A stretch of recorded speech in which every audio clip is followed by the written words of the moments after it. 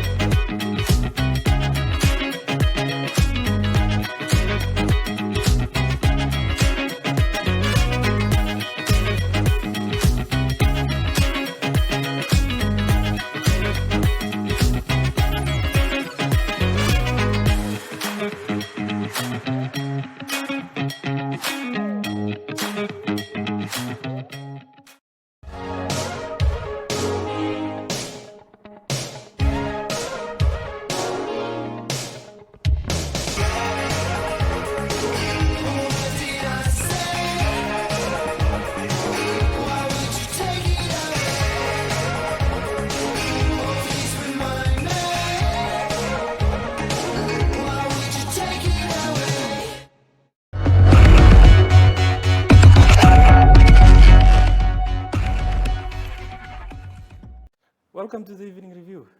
Thank you very much. Last year you embarked on a walk from Opuwo to Windhoek in the name of conservation. Tell us what led to that, to you walking all the way from the Kunene region to here. Yeah, last year I did that walk from Opuwo to Windhoek to raise awareness on nature destruction. Mm-hmm. So, I feel very privileged to be born in Africa, to be born in this beautiful continent. And I feel very privileged, to be born in Namibia. So I can say I was born as an environmental activist.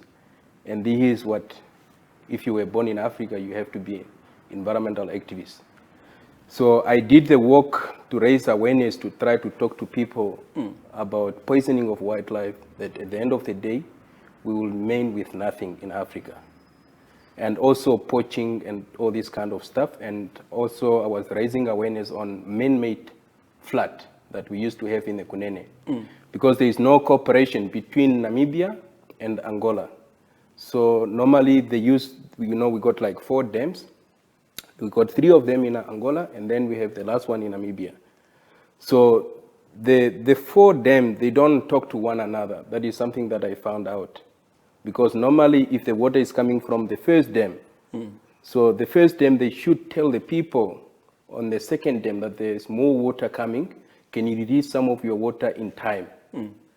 So this is what I was doing last year. And this year, I'm doing something very serious. So, which is raising awareness against plastic bag, especially the carry bag one. So I started walking from Barbis down to Windhoek, go down the coast, just to see what is actually happening there. I'm teaching the people the costage and the wastage and the harmful of plastic into nature and also to our own health. So we don't really understand that the plastic, it costs us a lot of money. The moment you go to like ShopRite or Spar, they ask you, do you want the plastic? Yes, it costs you $1 to buy it. And the moment you get home, you throw the plastic away in the dustbin because it's a rubbish. You cannot use it. You cannot put it in your house. It's a rubbish. So, and at the end of the day, you are just wasting your money for nothing. Are we really good just to throw the money in the dustbin? No. And I have to tell them, like if you go to the rural area, people, there they are using the plastic to make fire, like sometime when it's raining, and then they take the plastic, they burn it with firewood, which the plastic, it contains toxic, which can kill you.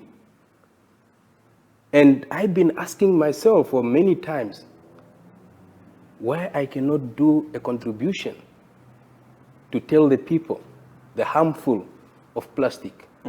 I want to go back now to you walking from Epupa to Windhoek.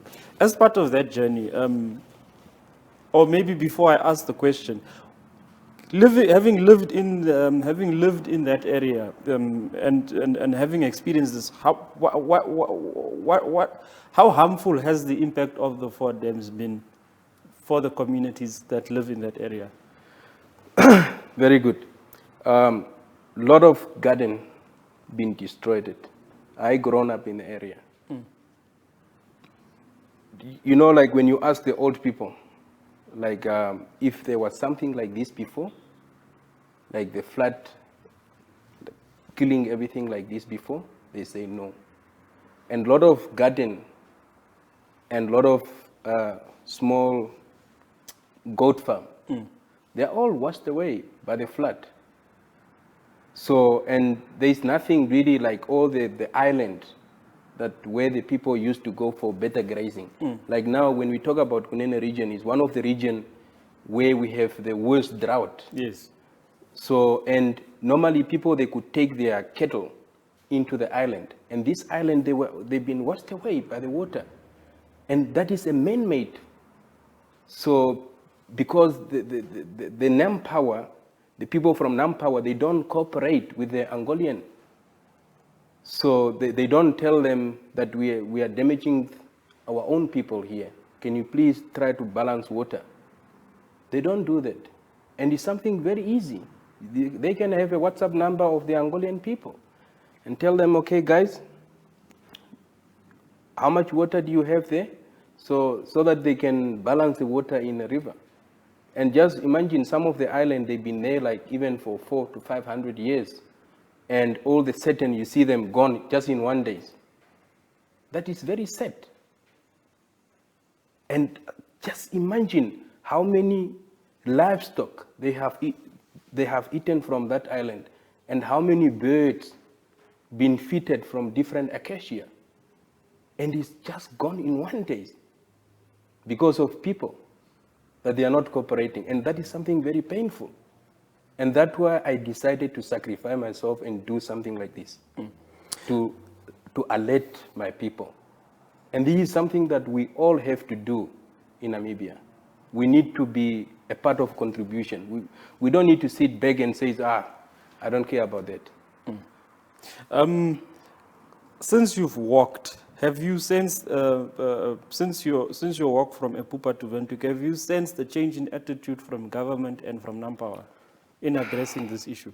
Well, I can say in terms of flood, this year we didn't have flood, likely, but maybe because of the drought. I don't know whether they had a cooperation, because I wrote a lot of email and petition that I handed over to the Minister of Agriculture.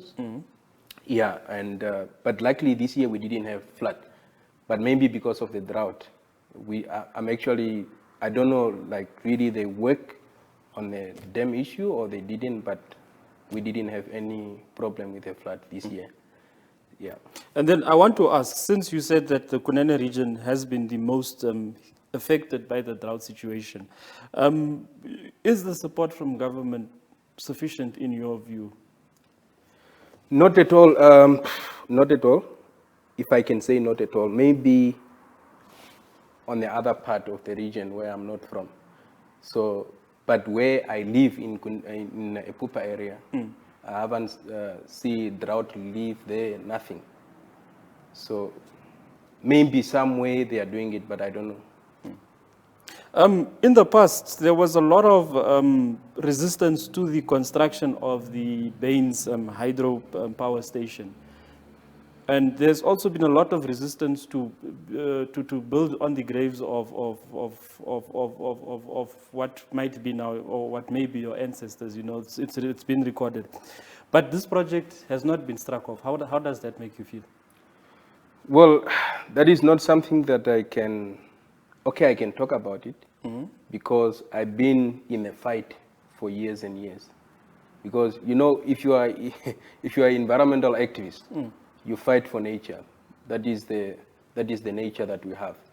So the government, they proposed it, that they want to build a hydro power station.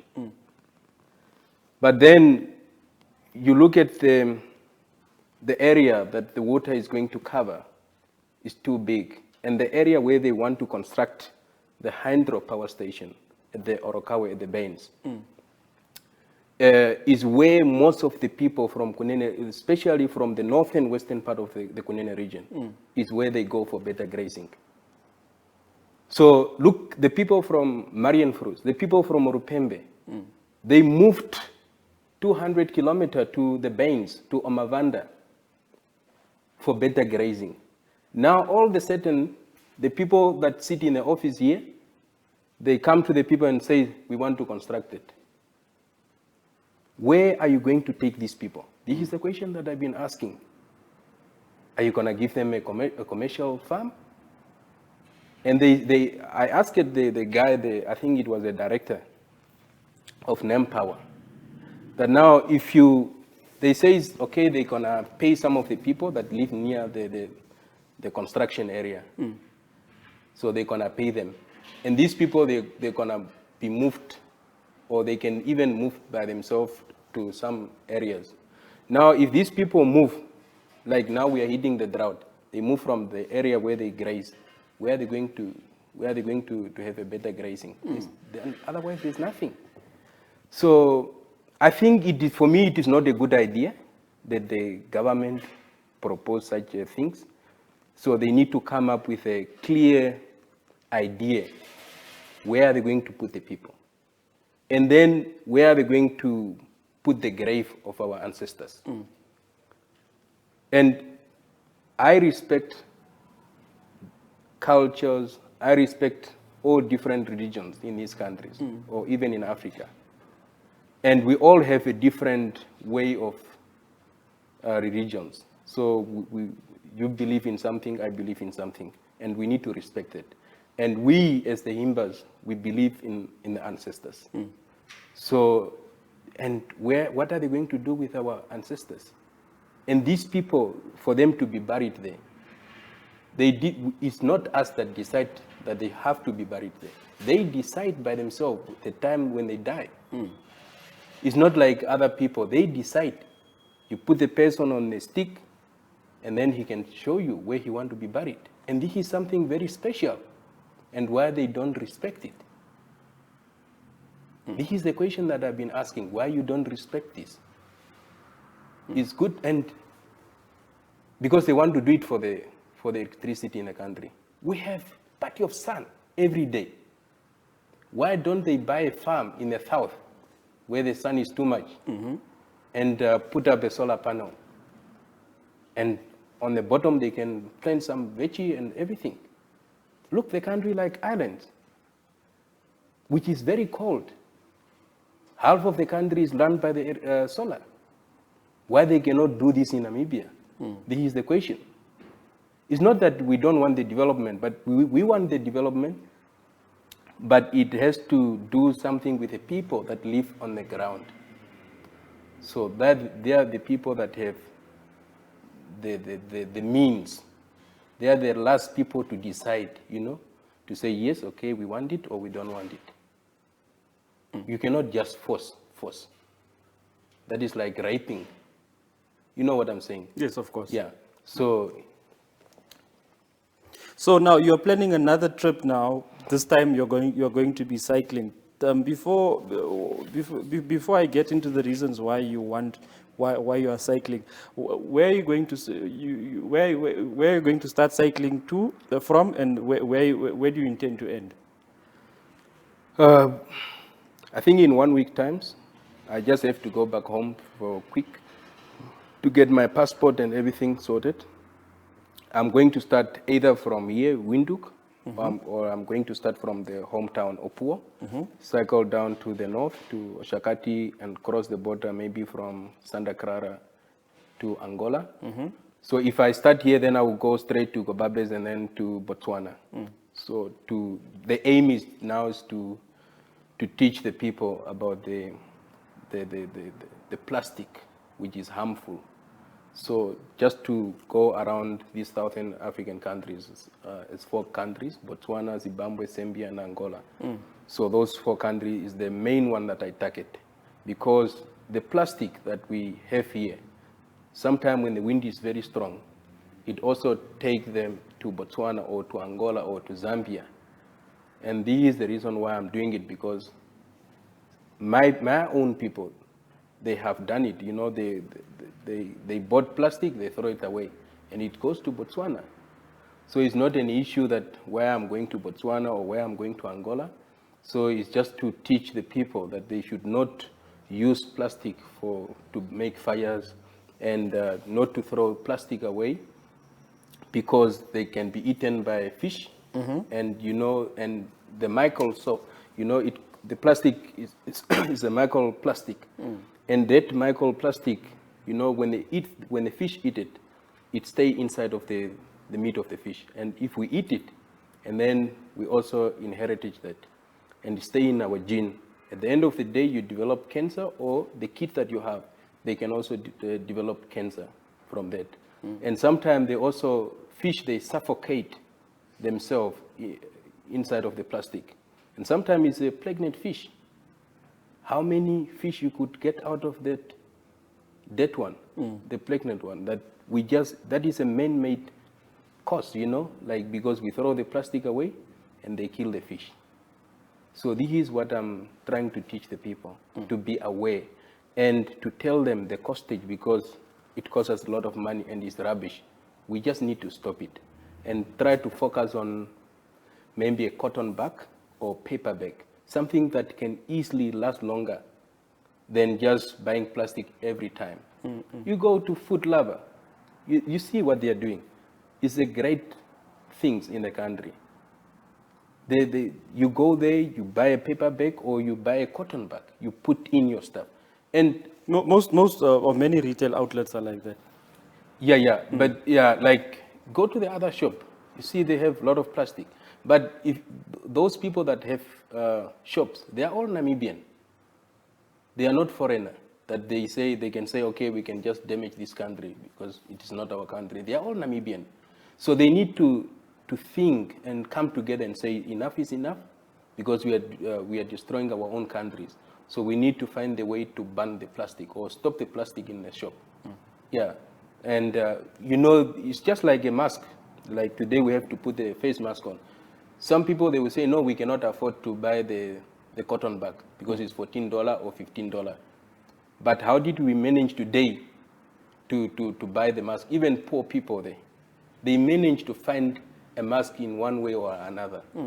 So there's still a lot of means for the people to find a way to buy the cotton bag, because buying plastic is just rubbish. I don't really advise people to keep on buying this rubbish, because it's not a good thing. Yeah, not at all. I mean, I don't really like it at all, because for me it's just rubbish, and it is dangerous, and we don't need that rubbish in this country.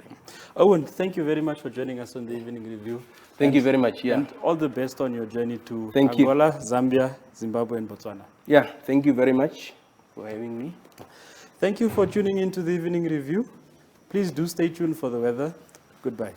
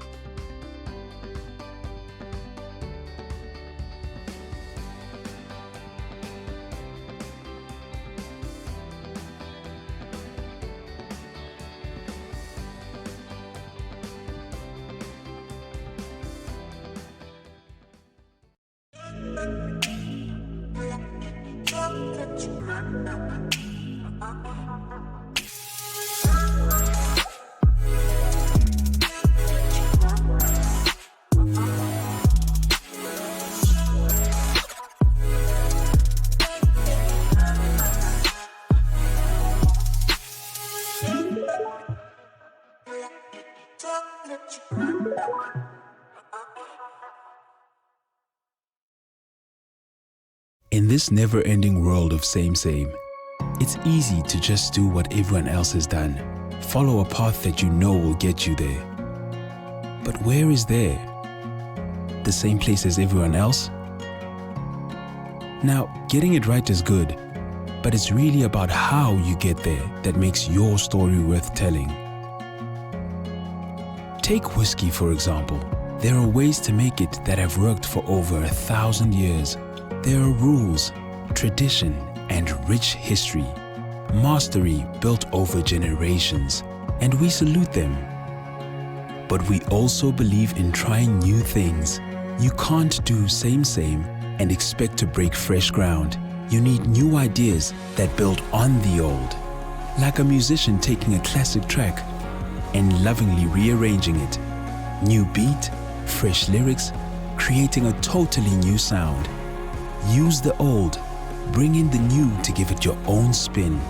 Make it better, from mastery to remastery. That's exactly how we came to make our single grain whiskey. Made in a little distillery in a small sleepy town at the mouth of the Bainskloof Pass. A place of beauty, purity, and nature. Hardly the whiskey capital of the world, but being small means that you can try things the old guard can't. Our founder distiller knew this. He took sun-kissed South African maize. Then he matured his whiskey, not once, but twice, uniquely balancing the smoothness of Irish whiskey with the sweetness of bourbon for a lingering warm finish, creating a taste that kept winning against the old masters, including being world's best single-grain whiskey. That's 29 awards in just over 10 years. Not that we're counting. Baines, Mastery Remastered.